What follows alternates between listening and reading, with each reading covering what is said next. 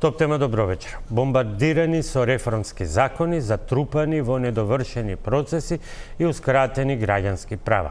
Каде се губи граѓанинот и јавниот интерес во вртлогот на наводните реформи на судството, администрацијата и државните органи.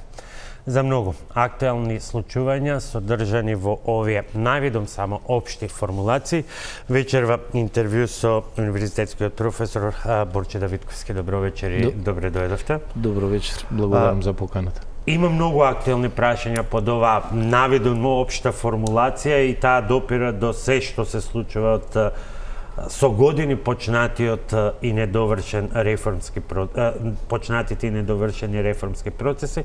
Да почнеме со двете најактуелни. Последното се најновата кавга околу изборниот законник.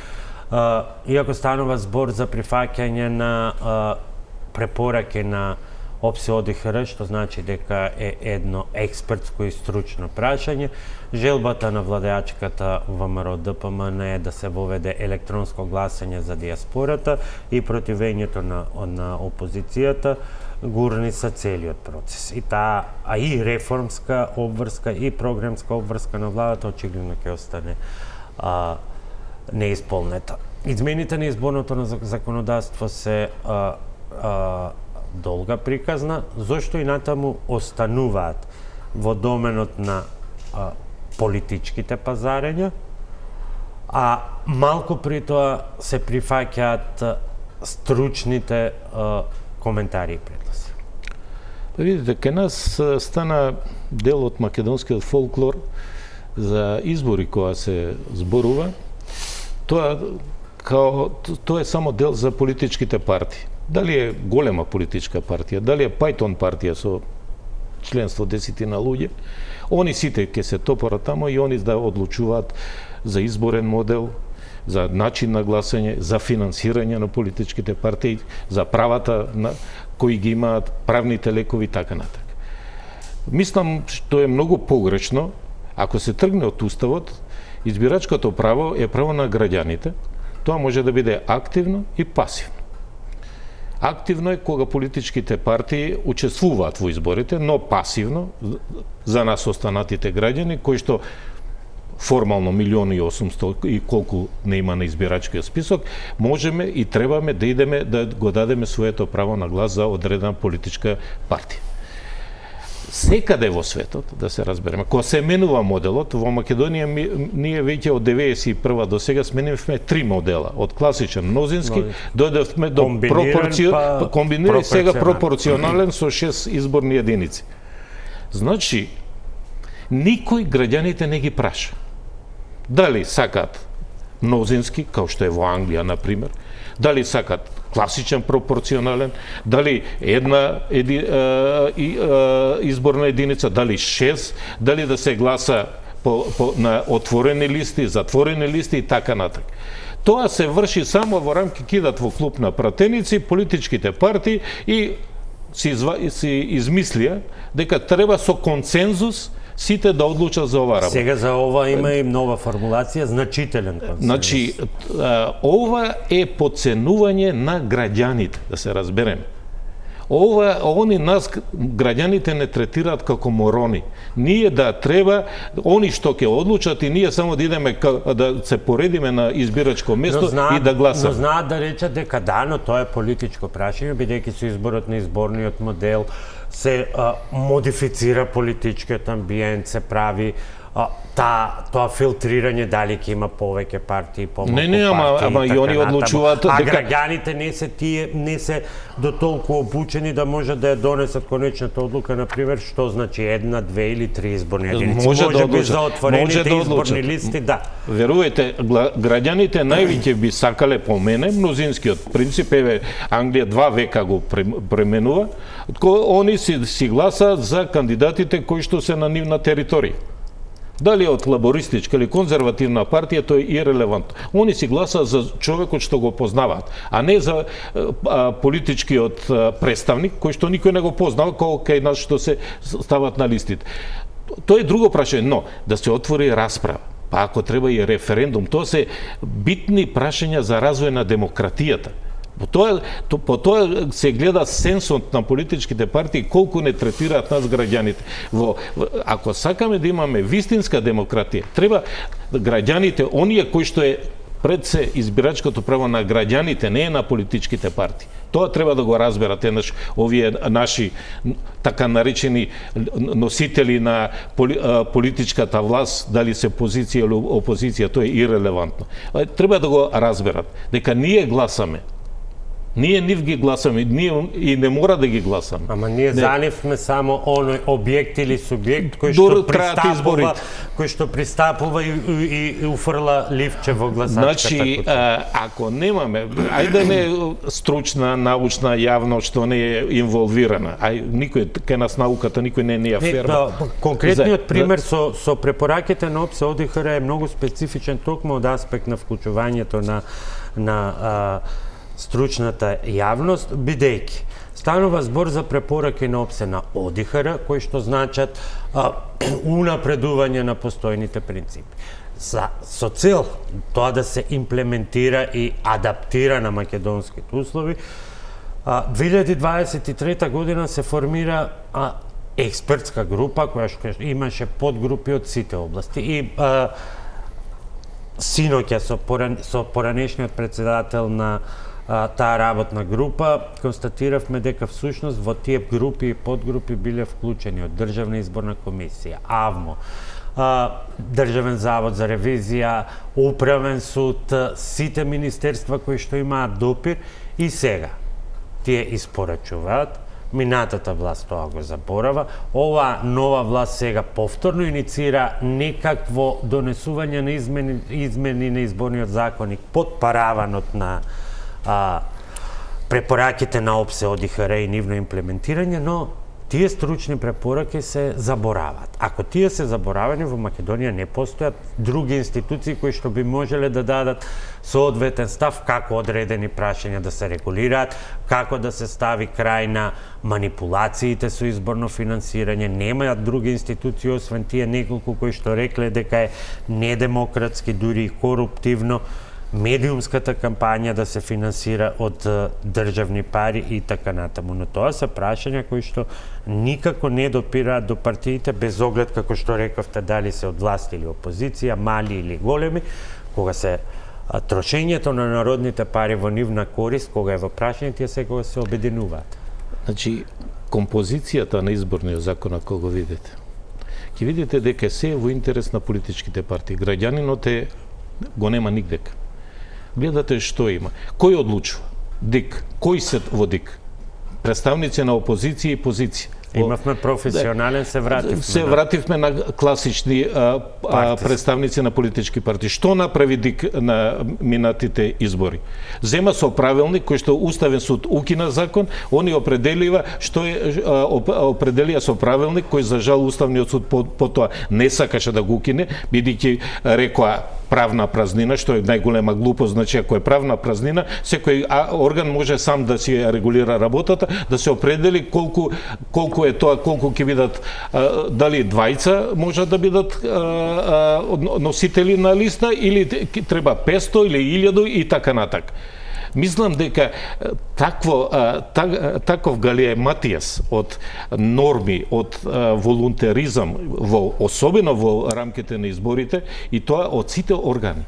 Јас сум многу разочаран и од Уставниот суд, кој што ја укина таа одредба, кај што се кажуваше, но потоа кога донесе ДИК дека двајца може да бидат носители, доволно е двајца да бидат носители на листа да се иде на локални избори, Уставниот суд рече окей, па председателот рече па знаете правна празнина е, па треба да се пополни. Молам, тука требаше собранието да се донесе со оној фамозни 1%, сега се 0,8. Тоа видете, не може правна празнина, утре ќе биде некој деловник, некој правилник на пример за градење или она, правна празнина, Уставниот суд го укине, ќе земе Министерството за транспорт и врски, ќе рече сите диви градби ми ќе ги легализираме или нека градат кој што сака. Не може. Тоа правна празнина не се познава во правна држава. Или ќе биде така, или нема да биде. Така, целата композиција, повторувам, значи изборното законодавство треба комплет да се ремонтира и да се каже како, кој модел ќе биде, на каков начин ќе се гласа, кој ќе биде органот што кој контролира и како ќе се финансират. А ова, со пари од буџетот да се финансираат политички партии, кој колку добил гласа и така натака, мислам дека во најмала рака не е сериозно визави граѓаните и визави стандардот на оваа држава. Како да го смениме тоа? Бидејќи еве овој пример покажува дека да. Очигледно луѓето работеа, во фиока беше ставен во време на претходната владеачка гарнитура. Оваа владеачка гарнитура очигледно не сакаше да ги извади тие стручни предмети од фиока. Практично не се ни разговараше воопшто за тоа дека некои стручни органи во Македонија, па вклучително и ОПСЕ ОДИХР, рекле дека тој начин на финансирање не соодветен. Оно што се разговараше беше дали ќе биде 40, 20, па тие 20 за кого и така натаму. Никој не сака да се откаже од она што е... Као на пазар. Као делат туѓи пари, буџетски пари си ги делат за, мислам, едноставно, дур овој менталитет не се смени, дека оваа материја е само на политичките партии, а не на стручна, научна, односно на граѓаните на Македонија. Јас по мене мислам дека доколку се менува и ако се направи еден коренит нов закон, изборен закон, дури ако треба и референдум треба да се направи, да граѓаните да се произнесат каков модел сакаат за да ги избираат своите представници во идната власт. Изгледа дека тоа се чини дека е најдобриот начин за да не се натераат, ако ништо друго, барем за принципот на отворени листи, бидејќи постојано сите го заговараат и на крајот сите бегаат од него. Фактички испаѓа дека на сите, барем на овие поголемите политички партии, постоечката ситуација им одговара и така и ќе биде. Најверојатно сега ќе се затвори ова сега нели со филибастер, ќе се затвори случајот, ќе останеме, некој динар нема да земеме од Европа, ќе остане истиот закон и понатака на ист начин. Кој ќе си добие? Пак ќе си добие пари, пак имаме 6 изборни единици, пак политичките партии ќе ги даваат листите и така натака и фактички ќе имаме партиократија, а немаме да имаме вистинска демократија. Тоа е. Втората голема тема деновиве, дневно-политичка е реконструкцијата на владата. Може ли таа да заврши вака како што се случува и завршува и оваа, како и сите други? Фокусот на јавноста главно е кон тоа кој ќе биде нов министер и така натаму, и сега претходните премиери користеле други формулации, кај оваа влада тоа завршува со, да го интерпретирам премиерот, поминавме 2 години, сега одиме во нова фаза. Ова се нашите луѓе за следните наши чекори, точка. И тука може би е одговорноста и на јавноста која што не поставува прашање и не бара одговори, а зошто се сменети, а каде сгрешија, а зошто се толку толерирани и каде е и вашата одговорност како тренер, нели?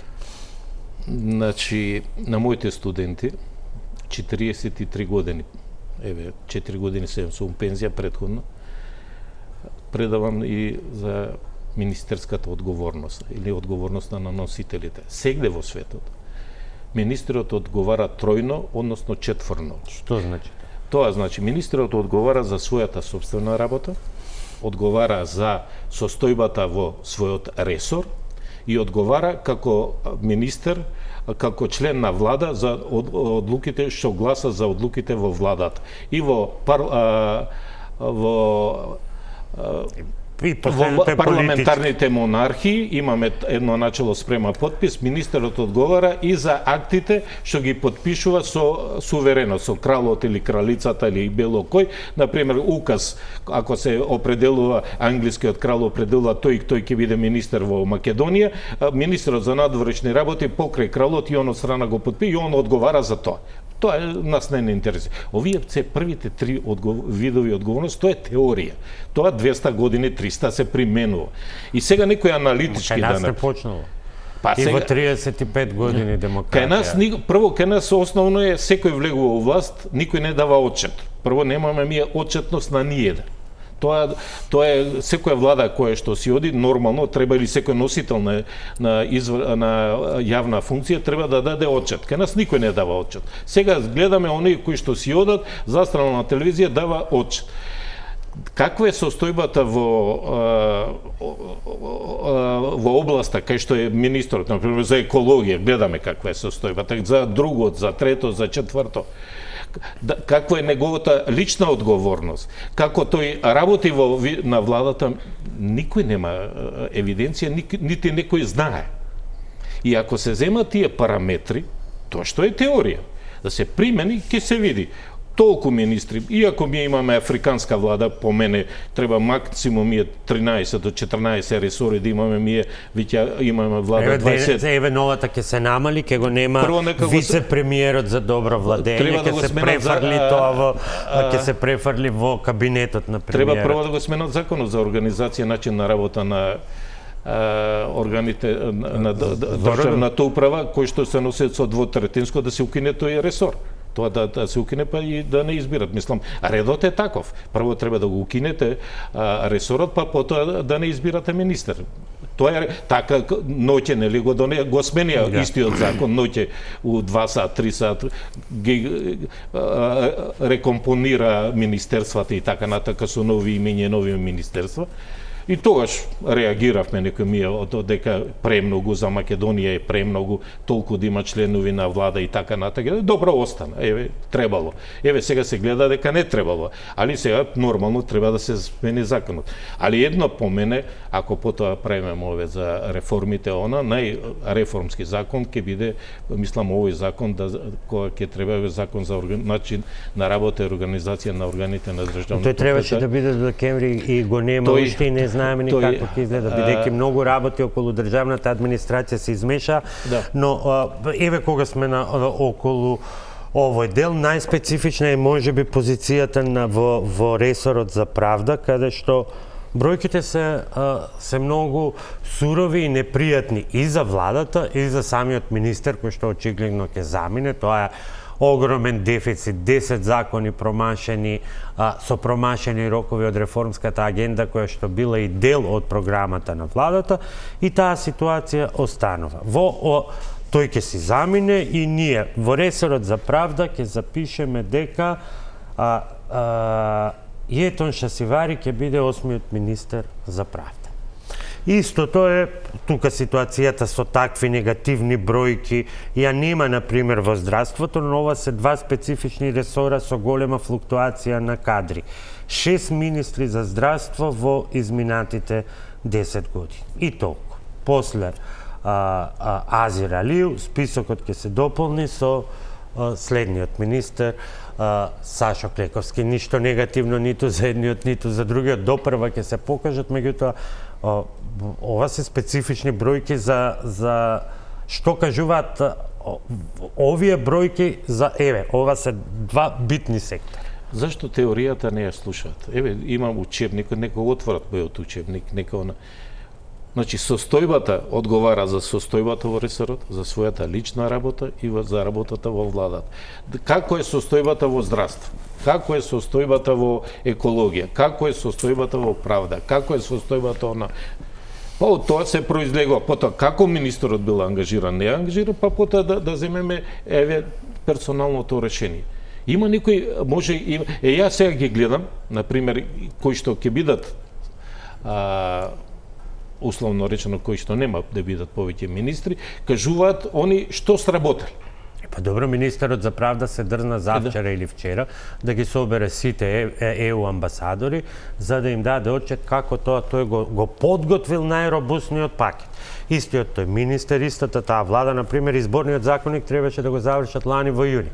Не го завршија, сега им е крива опозиција. Ама не може на истиот министер за правда, значи истата влада, не само министерот за правда, тој не може сам.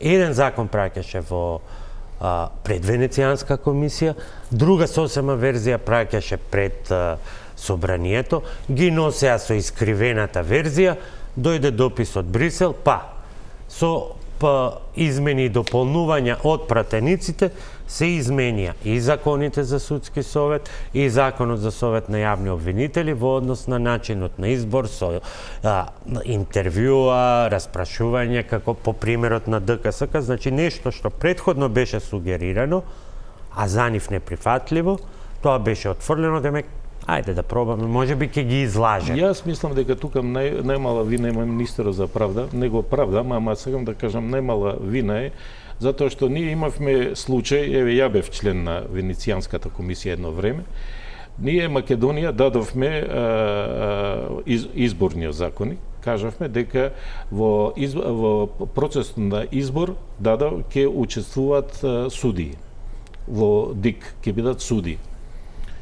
И реагираше Венецијанска комисија и зема Венецијанска комисија така и работи, определува тројца членови од Венецијанската комисија од различни држави, подготвуваат извештај. Умеѓу време, тогашниот министер за правда достави друг предлог да бидат административни службеници членови на. И сега ние седиме на овие го спремија луѓето извештајот и доаѓа нов предлог, вика и они вика чекате, ова не е сериозно од страна на македонската влада.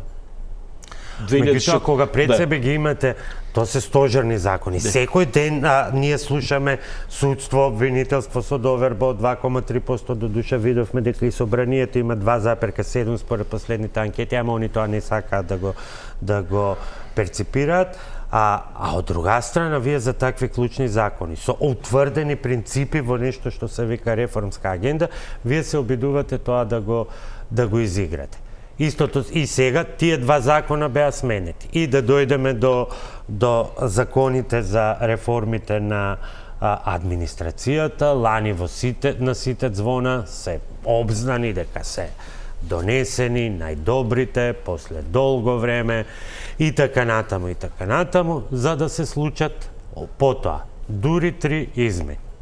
Во октомври, во ноември и во декември на истите тие најубавите закони, а една од тие 3 измени е нивното дејство се одлага, првично беше за оваа година се одлага од 1 јануари 2027 година. Мислам за тие закони, пошто Европска унија беше инволвирана, тие 3 закона, мислам законот за вработени во јавен сектор и закон за администрација, беа од претходната влада, 2 пати на НРБ, па дојде оваа влада, повторно се преработеа и многу е, по мене, многу добро е што го оставија и за законот за обука, за формирање на академија, што е многу битен закон, и се стави овој законот за висока административна служба, кој што исто така беше пред 4-5 години, каде што имаше некои небулозни решенија и сега да се донесе и требаше и треба, по мене, најбитниот закон е закон за организација и начин на работа на органите на управата, кај што дефинитивно ќе се разграничат надлежностите помеѓу тие 1230 колку екзистираат органи и тела во Македонија. Можат ли професори со тој закон, бидејќи еве гледаме како се третира тој закон? Значи, рековте, ноќно време на полноќ, скришна поддршка, се уште така се вели чудна скришна поддршка, дуи им помогна да си го сменат, тоа е интерпретацијата за да си направат нови министерства. Сега наеднаш преку ноги гледаме со лична одлука на премиерот, да, тој е мандатар, меѓутоа наместо вице-премиер ќе имаме втор секретар во неговиот кабинет кој што ќе се грижи за доброто владење. Ке може ли тој закон да ги среди работите, бидејќи ако се вратиме на хронологијата, пред донесувањето, дали е исправно или не, тоа е прашање за дебата, но пред донесувањето на законите за административни и државни службеници, имаше сугестија од Брисел дека од нив треба да бидат изземени судската и јавно обвинителската служба. Тоа не се случи.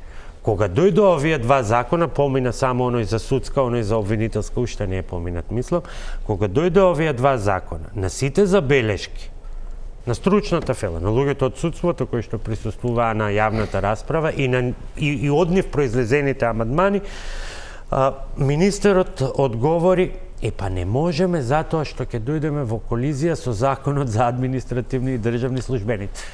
Со што сме во колизија? Со една грешка, со друга грешка или со немање волја работите да се средат? Бидејќи долго трае оваа реформа. Шабац пие, Митровица плаче, викаат србите. Министерството за јавна администрација го носеше закон за вработени во јавен сектор, за административни службеници, за обука, за висока административна. Министерството за правда, иста материја, тие се службеници, дали се судски или јавно обвинителски, тие се исти. И сега наместо да се земе кога се носеа законите у пакет, да се стави, или посебен дел у законот, како што имаме држави, со посебен дел у законот за административни службеници е за судските службеници, демек ќе би се мешале властите. Не се мешаме, ние не зборуваме за суди и за обвинители, ние зборуваме за административците. Тие вршат административна работа, дали во министерство или во судство. Но тука се меша малку со оние со стручните, што вршат се мешале судска со извршна власт. Тоа не, мислам, нема, тука требаше една соработка условно и сега доаѓа министерот, он каже они викаат бараат ова, од друга страна законот за вработени во јавен сектор и за јавен кажува не може тоа така, овде се овие и овие категории, овие тие права ги имат, не може овие да имат поголеми или помали права да имат, овие да имат ваков колективен договор, овие оваков да имат колектив. Кога се носат закони, мора, затоа владата е најбитна, треба да имаат органи тела, координативно тело кој што комплементарно ќе ги гледа. Не може кај нас како прави. Еден ресор си ги носи законите, не го интересира за другото. Еве на пример, после ќе видиме за закон за општа управна постапка. Тој закон задолжително сите требаше да се приспособат, сите органи до она. Никој не се приспособи, затоа што нив не ги интересира. Што МВР или земјоделие, он да се приспособува со закон за општа управна постапка, кој што е алатката врз основа на кој што работат. Тука мора да има една кохезија и да се знае, не секој поединечно. Ние треба да гледаме целината. Ма вака ќе останеме ние затрупани, како што реков во најавата во недовршени процеси. Токму тоа кажувам, еве на пример закон за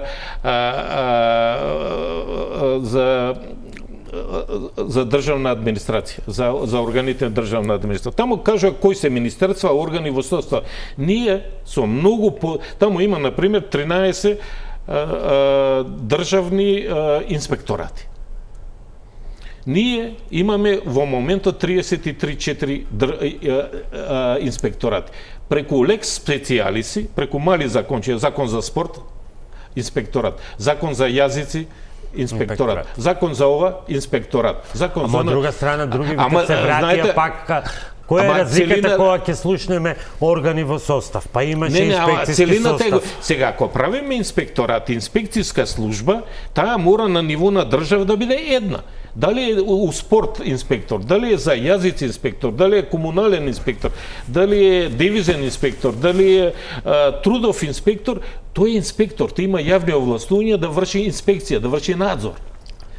Тоа ние го изгубивме преку носење на овие лекс специјали, мали закончиња, кај што предвидовме и низа и нови органи и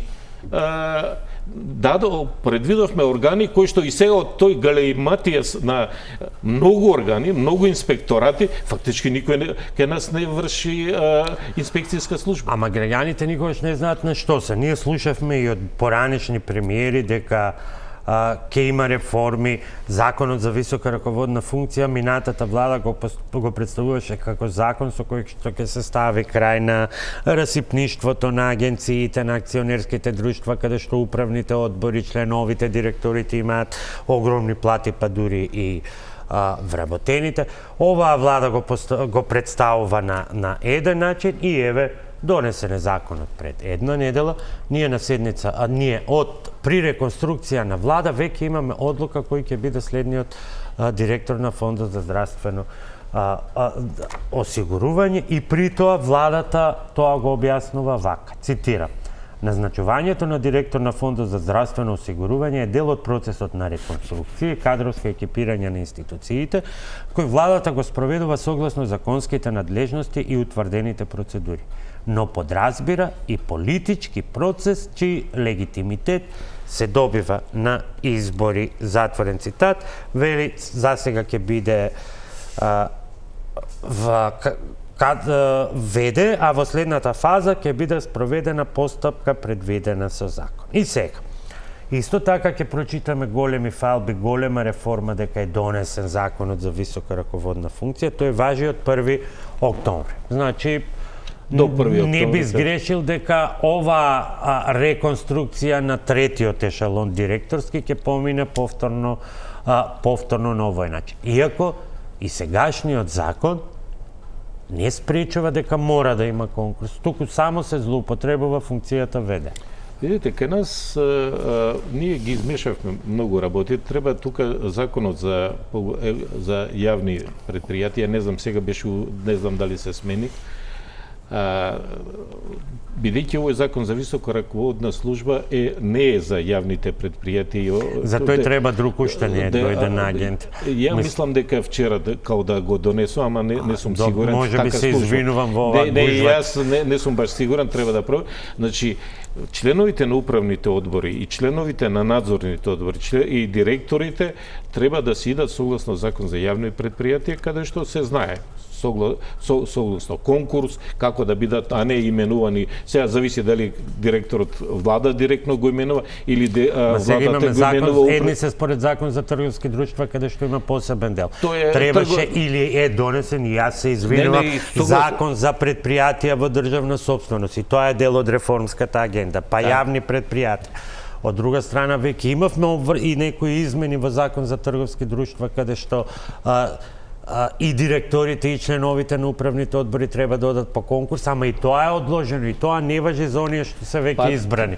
Тоа сакам да кажам, значи, ако сакаме да имаме квалитетни кадри, сите треба, значи, и на пониското ниво, као овие што се директори на фондови, директори на управи и така натака, сите треба да идат на конкурс согласно условите на конкурс кај јавните предпријатија, да биде избран со отчетност и не може, например, ние имаме во нашата држава 32-3 јавни предпријатија, имаме на државно ниво, не локалните, и акционерски друштва во државна собственост и така натака. Од тоа само Лотарија на Македонија работи со позитив.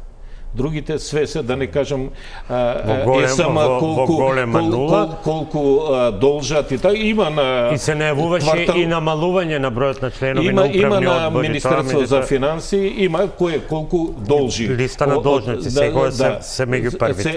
На квартално ги кажуваат, само едно е, сега се поставува прашањето како може се ставаат, например, гледам на шуми, на ово, се ставаат директори и така натака, без да се бара отчетно од нив и потоа помине функцијата.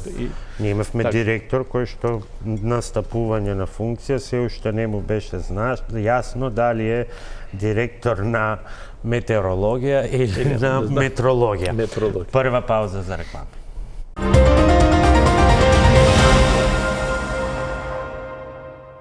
Професор, би сакал да продолжиме со една друга регулатива, која што многу допира до она каде се граѓаните и каде е јавниот интерес, а се чини дека, може би и не знаејќи, ја актуализиравме само во време на локалните избори, кога ни се случи она хигиенска катастрофа во Скопје и некои невладени организации тогаш го актуализира законот за управна постапка, веројатно кај голем дел од граѓаните попознат по управните спорови, ама со интерпретација кога се тужат фирми со државата, нешто што не е блиско до нас, и тогаш некако ова беше прво дека со така наречениот управен приговор или представка, ајде да ја кажеме, не мора толку стручно, дел од невладините практично ни отворија очи дека ние можеме да бараме одговорност од комунална хигиена во Скопје затоа што не ја испорачала услугата. Деновиве и во однос на се ова што се случува околу нас, практично може да се откријат многу врски со тој закон кој што има и друга специфика. Слави 10 години. И мислам дека еден од законите со најмалку измени и дополнување или речиси да нема, што значи или никој не го тангира или многу добро сте го направиле, пошто е ваше дело. Вака, значи, ова е едини закон во Македонија за кој што една година се пишуваше стратегија. 2014 се пишуваше стратегија со помош на Сигма, Европска унија плати, направивме стратегија само за еден закон. Тоа не е, вие знаете, се прави стратегија за јавна администрација, сие се закони, па акциони планови и така натака и така натака. Ова е само за еден закон стратегија. Се донесе закон со помош на Европска унија, на Сигма, експерти тука, ОП се финансираше тоа, го донесовме закон од 2015. Вакацио легис му се даде една година и негдека тамо август 2016 почна да се применува закон. Тоа е модел закон на Европска унија, кој што закон го има отприлика истиот е во Хрватска, во Албанија, во Црна Гора, во Србија и во Македонија.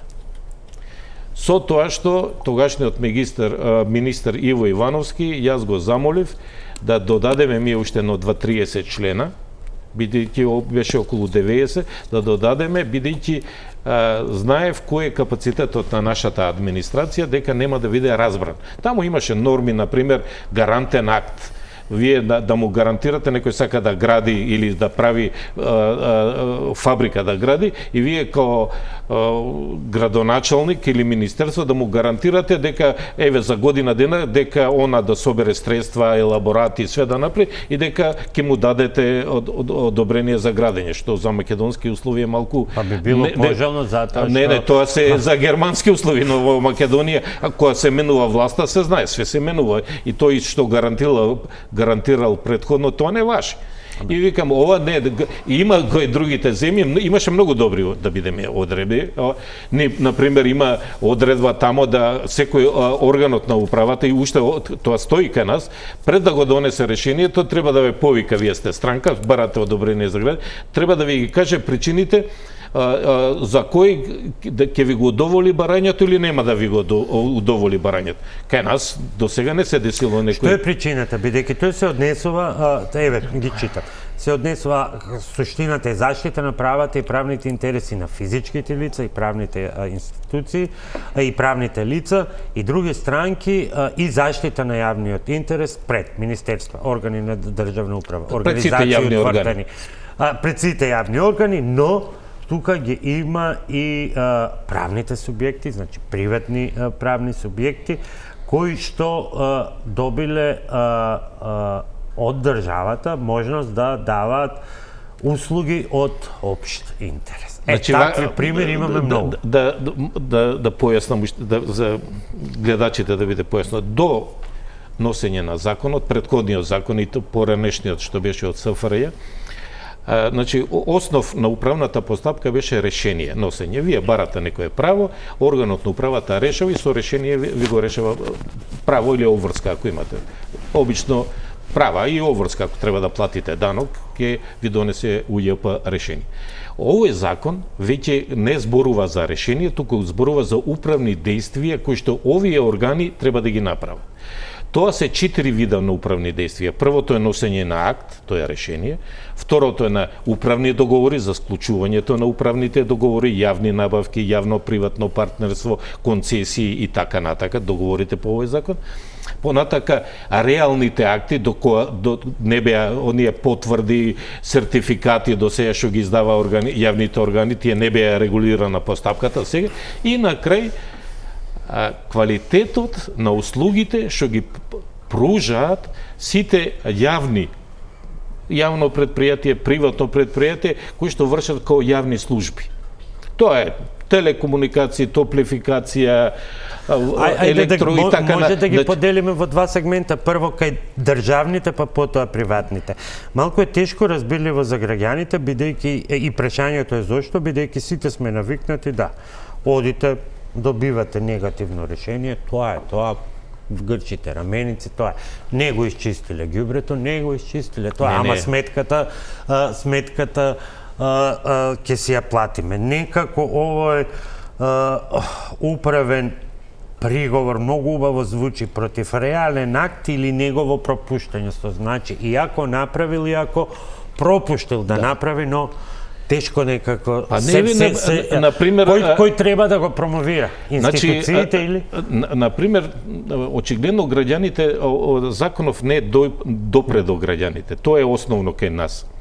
Многу модерен закон е, но не допре, државата не го објасни законот. Например, вие... Ако не го објасни, значи не го спроведува. Значи, повеќе одговара на државата, носам решение, ти го извршуваш, точка, тоа е класика држава, решение. Да го промовира овако, го промовира, ке има главоболка. Правата на граѓаните кои се повредени од овие што организации. Воглавном се приватни, има и јавни. Например, топлификација е приватно, сега е јавно, али беше приватно бек. Немате температура 19-20 степени, има правилник. Вие порано требаше да идете на суд, па да се обезбедат докази, сега идете до регулаторот. Имате регулаторна комисија и поднесувате приговор. Регулаторот е должен да го провери тоа во моментот, значи ако денеска понесам, треба не ја у февруар месец да понесам, онда ми дојде у јули да видам топлификација рано на сабајле, мери вика има 19, фала пријатно. Не, топлификација не е тоа. Ја вие зборувам регулаторот е платен за тоа. Регулаторот ќе дојде, ќе провери и он со решение ви кажу, вие сте во право или не сте во право. А ако ме одбие, не сум во право, можам да идам на управен суд, управен спор да покрена. Тоа е многу битно. Например, неквалитетна услуга ми пружа. Например, не е 220 волти јачината на струјата, 200 е, апаратите дома сите ќе ви се расипат. Во однос на овие услуги, единствено од тоа што може да се најде како документ, кај регулаторната комисија за енергетика постои еден правилник во кој што се вели меѓу другото следното, дека давателите на овие јавни услуги, дека не може да наметнуваат врз граѓаните дополнителни трошоци во остварувањето на услугите. Но вие имате сега една наголема промоција на трансфер на сите услуги на преку интернет, дигитализирано и, например, од друга страна, во случајот на ЕВН, видливо укинување на сите наплатни места. И тука доаѓаме до една дилема која што допира и до услугите на Телеком, например, телекомите наплаќаат 10 денари, ако им отидете на шалтер да си ја платите сметката. Банките малку подетално ќе ги разглобиме. Кој тука треба да каже стоп? Дали граѓаните со масовно користење на овие управни приговори или кој? Пазете, значи, ова кога малце да разграничиме, кога ЗУПот ги квалитетот на услугите ги штите. Ова што е за плаќање, тоа се облигациони прави односи кои што ги имаат странките визави овие фирмите. Тоа е веќе друга ситуација. Јас зборувам за квалитетот. Дали вие имате мрежа, дали сте на Телеком, дали вие цела Македонија покриена. Ако не ви е покриена, тука регулаторот треба да кажу. Ова за банкиве, ова што се дозволува, тоа веќе регулаторот е Народна банка. Народна банка може да затвори банка. Да се разбере. Да, ама тие имаат некои многу други елементи. Никој не помислува дека за ова. А тука имаме многу елементи во кои што се судираат управната, со договорното право и еден поширок концепт на уставните права, бидејќи банки зголемуваат провизии за шалтерски услуги. Она што се случува од почетокот на март, врзување на онлайн банкарство со користење на мобилен телефон, што се апсолутно дополнителни издатоци за странката, односно за граѓанинот, и понатаму тие процеси на идентификација на мобилниот телефон, дури и преку биометриски податоци со отисок на прст, што е една од најчувствителните теми. И никој за тоа не реагира. Банките погрешно тоа го представуваат како усогласување со европската регулатива, како усогласување со препораките на Европската банкарска асоциација. Не е точно, препораките се сосема други, напротив, директивата е техничка неутралност. Ние по структура на население, тука имаме можности за дискриминација и по технички основи, и особено по дигитална писменост. Тоа е користење на монополската положба, тоа веќе е друга вода, од други води. Да, но се извинувам, сакам да ви додадам. При тоа, говориме за ситуација во која што ние немаме јасна слика што е основна услуга од одредена банка во ситуација кога државата нас не платниот промет го префрла преку банката, нашата плата мора да помине преку трансакцијска сметка, а ние, например, нема да добиеме 100 евра плата, туку може да добиеме 99 или 98, затоа што дел ќе треба да ја платиме на банката, оти платата ни поминала преку банка. Тоа е И тука никој не реагира. Значи, регулаторот во конкретниот случај за банките, тоа е Народна банка на Македонија. Народна банка, они цело време мислат дека се они дури и се иземени од Законот за административни службеници и вработените у Народна банка, тоа они мислат се институција, дека не може никој да им се меша во плата, во вработување и така натака, они имат и како и управни и инспекцијски надлежности, они имат девизен инспекторат, можат банка да затворат, повторувам, со решение може надлежности. Они треба да ги контролираат банките, дури они даваат и согласно за членовите на надзорните одбори на сите банки, они преку Народна банка согласност добиваат. Ако нема согласност, не може некој да биде во органите, телата на приватните банки. Ама знаете како заврши? Излезе гувернерот, дали беше само заради јавноста рече мора да се намалат провизиите, треба да се смени закон. Се појави министерката, тоа не е пракса никаде и тоа не е точно. Хрватска донесе закон 0 за основни банкарски услови за сите, токму по основа дека државата е таа која што е на банките им го доверува платниот промет. Ние имаме ситуација пред 2-3 години. Сменивме устав, сменивме име, кажавме дека треба да ги смениме сите исправи. Пасош, лична карта, возачка дозвола. Тоа е обврска на државата. Што направивме? Што висевме тамо по 10 сата, чекавме, толку пари дадовме. Тоа е обврска на државата. И ова сега, ако државата кажува дека ја морам пензијата да ја земам преку банка, не може мене банката да ми земе провизија за пензијата ја што ја земам или трансакцијата што бидејќи државата регулирала дека јас морам преку трансакциона сметка да ја примам пензијата. Вие платата и така натака. И како да го исправиме тоа? Бидејќи вие добивате постојано, ова се зголемува за толку, ова се зголемува за толку. Сега банките им текнало, да, се ќе оди преку мобилен телефон, ако сакаш да имаш онлайн банкарство, ќе биде така. Истражувањата, кратки за оваа емисија, покажуваат дека никаде такво нешто не постои, таква пракса. Ни Германија, ни Австрија, ниту Грција, ги споменувам земите каде што голем дел од банките имаат своји мајки фирми. Па видите вие кој најголем профит оствари минатата година во Македонија? Еден алколоид 15 милиона, банките испод 80 милиона, големите банки не бе евра, мислев. Алколоид, кој што е производна фирма и така натака, а банките од што? Од тоа провизиите што ги субе. Ама некој му го возможи. Тоа е проблемот кај нас.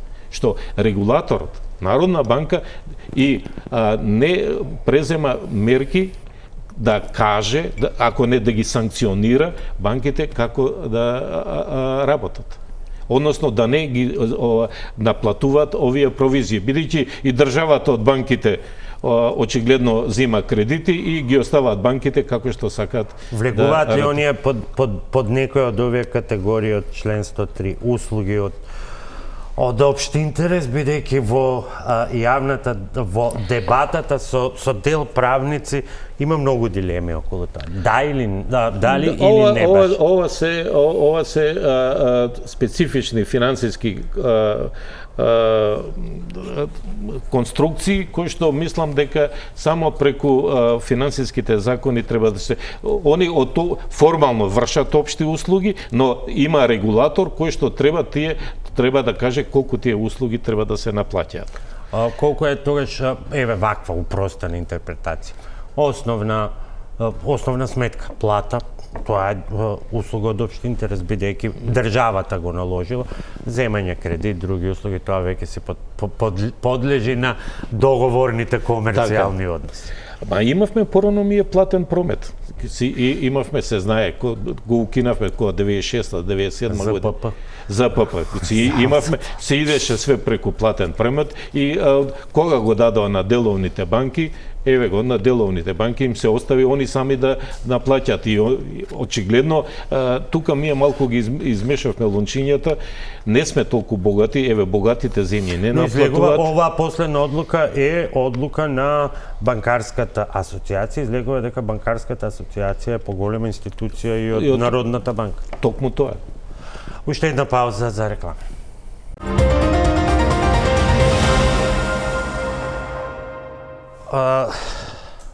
Професоре, се сетив на едно претходно интервју, една од моите забелешки беше дочекавте и пензија, не дочекавте реформа на спроведена реформа на јавната администрација, а се повеќе се наметнува и прашањето кога граѓаните може да очекуваат завршување на некој сет реформи и означување на тој крај на само носење стратегии, нови закони за кои што одново и одново само ќе се констатира дека се, па и не се така лоши, ама ни фали имплементација, бидејќи во најчувствителните сегменти, она што сега повторно е актуелно, реформата на судството, како да се вртиме во круг.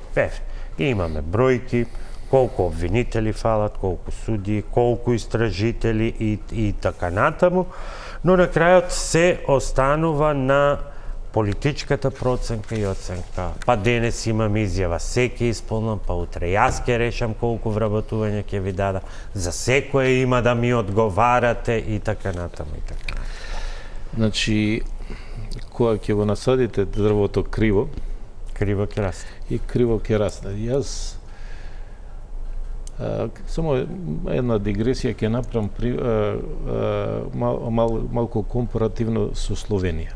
Словенија, кога се осамостоли, се направи еден политички консензус помеѓу опозиција и позиција и рекоа за 5 години ќе ги донесеме сите реформски закони,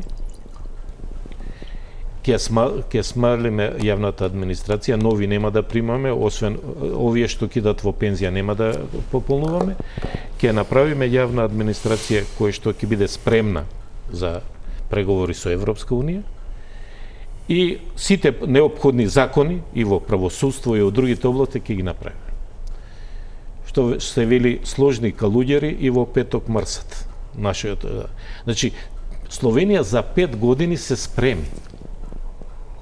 Као што Естонија за 5 години рекоа све ќе дигитализираме и стана дигитална сила од една релативно сиромашна екс-советска република. Тоа словенците го направија и влегува во Европска унија. Ние, нашата прва стратегија за реформа на јавна администрација донесовме во мај 1999 година. Да не беше Светска банка, ние не ќе знаевме колку имаме вработени. Тогаш видовме дека во Македонија имаме 128.000 вработени. Еден Миколсон беше тука у Министерството за финансии, он ни ја кажа бројката, оние кои што примаат плата од буџет.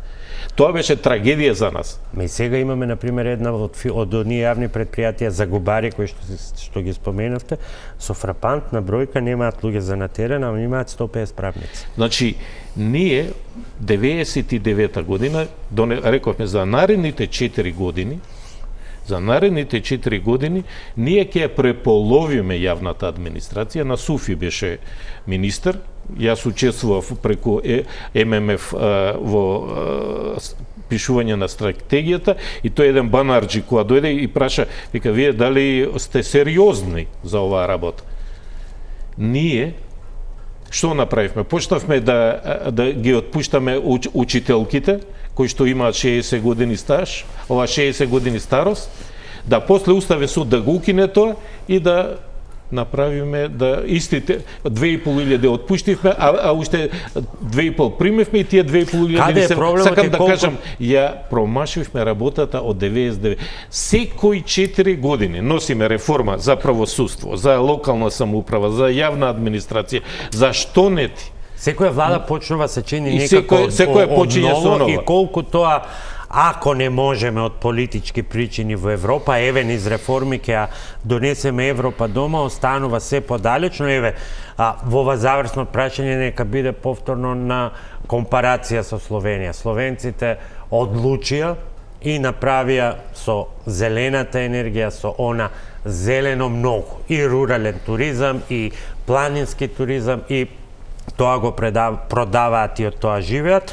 Ако направиме некаква компаративна листа, можеби ќе најдеме многу предности на македонска страна, но еве само еден пример, многуми на биле или посакуваат да уживаат во бањскиот туризам во Словенија, додека македонскиот останува на ниво од времето на социјализмот, ако не и полошо, со ретки исклучоци. Па полошо е. И каде, колку подалечна станува таа Европа, ако не во смисла на политичка интеграција, тоа веројатно ќе мора да почекам, но барем во однос на оние флоскули со кои секој ден не бомбардираат, ќе ја носиме дома, низ реформи, закони, однесување, мери, системи и така натаму. Реформите ние треба да ги направиме, треба да ни е домашна работа за нас, за граѓаните, кои ќе идеме ние на шалтер, или во суд, или како на брз и ефикасен начин. Се извинувам, последна дигресија, бидејќи немаме време, односно подпрашање, професоре, и пари почнаа да ни дават за да ги спроведеме и пак не се спроведува. Токму тоа кажувам, они не мотивираат. И они не викаат, земете тоа, завршете го, еве ви толку пари. Ние и парите не сакаме да... Повторувам, ова треба да го правиме за нас, за македонските граѓани. Ако ние сме задоволни граѓани, многу полесно ние ќе влеземе во Европа, отколку некој мене да ме внесува во Европа. На овој начин ние никој пат во Европа нема да влеземе, да се разбереме. Мораме, ако сакаме да обстанеме како држава, мораме да се реформираме. Но не може од влада до влада секој да измислува, да топла вода да измислува. А нема ли консензус? 3-4 колку се политички партии, дека треба нешто да се случи. Треба да се донесат овие реформски закони и во јавна администрација, и во правосудство и тоа, да граѓаните почувствуваат бенефит. И еве изборниот закон. И така, граѓаните да знаат дека гласам за оној кој што навистина сакам да гласам и тој да ме представува, а не некој друг да одлучува за мен. Ако тоа нашиве политичари не им влезе у мозок, немаме перспектива, верувајте. Јас најверојатно во моје последно јавен настап ќе биде на оно, бидејќи очигледно нема ефекти. Не толку години. Разочарувачка е тоа. Па да ви кажам право, толку години, ја 43 години стаж имам. Отидов во пензија, толку години за ова зборувам, за ова цело време реформи, дајте консензус, дајте да земеме за елементарните работи, да имаме консензус, да се донесат тие прописи. Нешто да се почне. Да, нешто да се почне, ама еве 36 години помина. 36 години. Јас не верувам дека е за мојот живот и ја дека ќе доживам да влезам во Европа, али за овие младиве, Бога ми, не знам што да ви кажам. Професоре, се надевам дека ќе се премислите, ако не се премислите, ми беше чест и задоволство што ете одлучивте. Верувам дека нема да биде баш сосема последен јавен настап, но еве во ова издание на Топ тема уште еднаш да ги пренесеме вашите ставови и оценки. Благодарам што ми овозможивте да ги кажам, да ги повторам. Не е ова нешто ново, со години доаѓам и ова е една од телевизиите кој што најповеќе ми посветуваше внимание и затоа мислев дека и тука треба да вие на нас, ви благодарам уште. Благодарам и на вам, почитувани, ви благодарам за вниманието. Последното издание на Топ тема е во петок со Огнен Чачаревиќ, утре и последното издание на Винвин и од мене секако довидување до почетокот на следната сезона во почетокот на септември. Убави летни одмори.